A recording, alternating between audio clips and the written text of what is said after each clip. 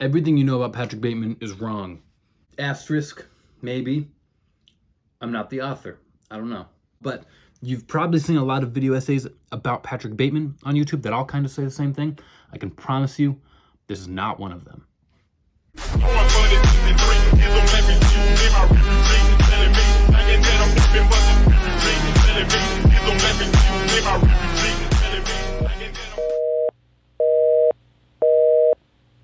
The novel American Psycho begins with the line, "Abandon all hope, ye who enter here."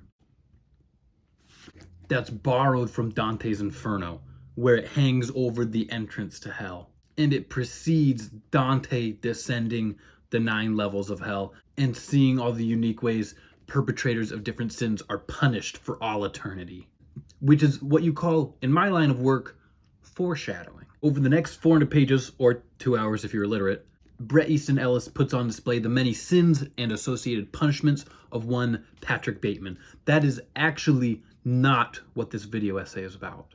The fact that you clicked on this video tells me you probably already know who Patrick Bateman is, so I'm not going to spend very much time on it. You probably know Patrick Bateman is a 20-something New Yorker who works in some vaguely financial field. It's not super important what he actually does. It is important that he makes a lot of money, and for the runtime of the film, he will not let you forget that. He monologues about how much his apartment costs and the cost of meals and what everybody is reading. He never stops at any point, even when he's killing people. He's like, and then blood got all over his Valentino single-breasted jersey jacket with torch-on piping, which would be really sad if he had gotten it tailored to accentuate his shoulders and hide his belly fat. But he didn't, so I wasn't sad.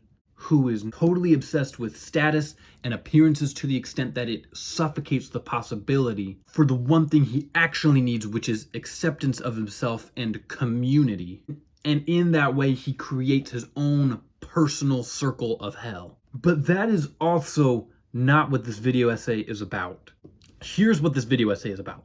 Patrick Bateman spends 2 hours narrating this movie, trying to convince you that beneath his shallow, image-obsessed exterior lies a twisted and complex psychopath who is nuanced and conflicted and, most importantly, very interesting. Here's the thing. Audience, he's lying to you. Patrick Bateman is not a psychopathic genius. He is not a morally ambiguous millionaire movie boyfriend. He is not a looks-maxing skincare icon. He's worse than that. He's something more harmful, more sinister. Patrick Bateman is boring.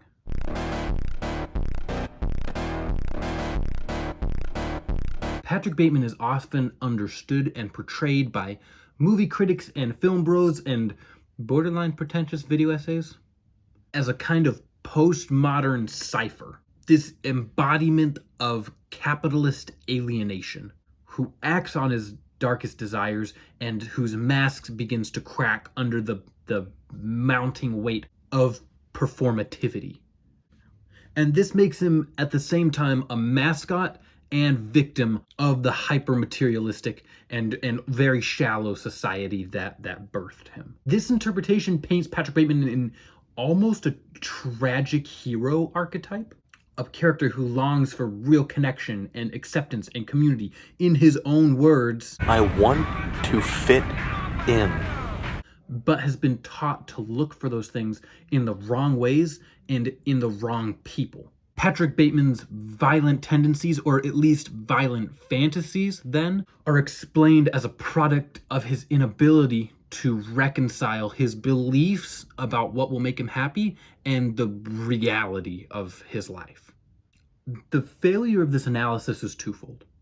The first is that it fails to acknowledge that Patrick Bateman is likely aware of an audience in his narration. That audience may be an outside group, it may be us, it may be his future self. Ultimately, it doesn't matter. What matters is that Patrick Bateman, as a narrator, is aware that he is narrating to somebody.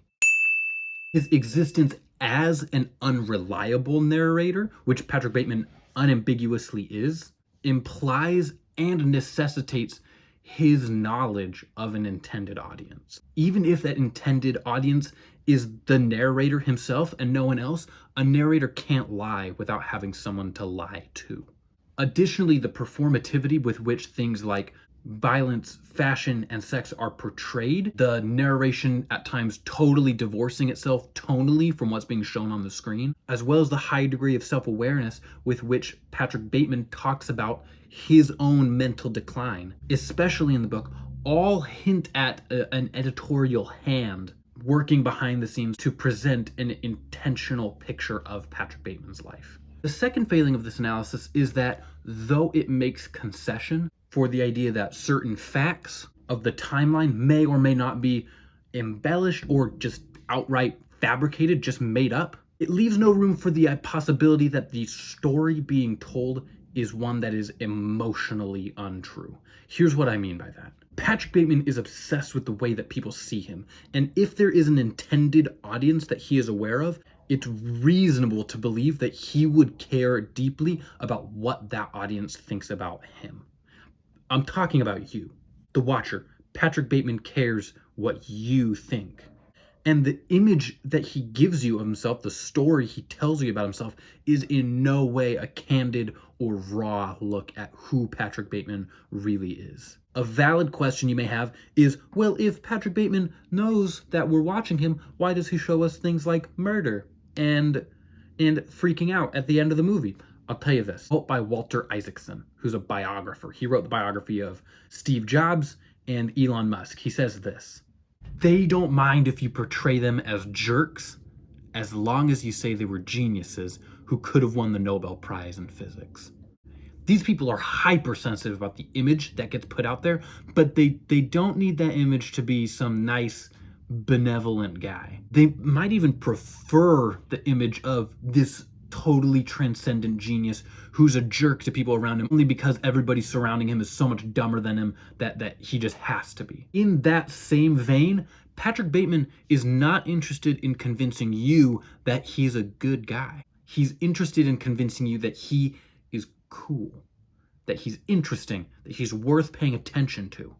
The first line of narration in the movie, before he even tells us his name, is, I live in the American Gardens building on West 81st Street, on the 11th floor. My name is Patrick Bateman. I'm 27 years old. So yeah, he shows you the morning routine, and he shows you him banging a lot of girls, and he shows you the murders. He shows you getting away with it. Why? Because Patrick Bateman cares what you think. Patrick Bateman didn't kill anybody. I don't think he did. But it's important to Patrick that you think that he did. When Patrick fantasizes about these extremely violent acts, he's fantasizing about mattering to the people that he's murdering, but also to you, to the person watching it. I know that Patrick Bateman didn't really kill Paul Owen. Why? Because Patrick Bateman isn't cool. Because Patrick Bateman is lame. Because Patrick Bateman is a loser. He isn't good at anything. He isn't funny. He isn't interesting. Nobody really likes him. That's the real Patrick Bateman. That is what he's hiding beneath the mask. The murders are not what's hiding beneath the mask. The murders are the mask. Patrick Bateman is not a complex, conflicted character. He is not more than meets the eye. He actually manages to be less than meets the eye. There is not depth to him. His behavior as the teller of the story of American Psycho is evidence of that he is deeply and profoundly uninteresting. Patrick Bateman is not simply not there. He is here, and this is all there is. Thanks for watching.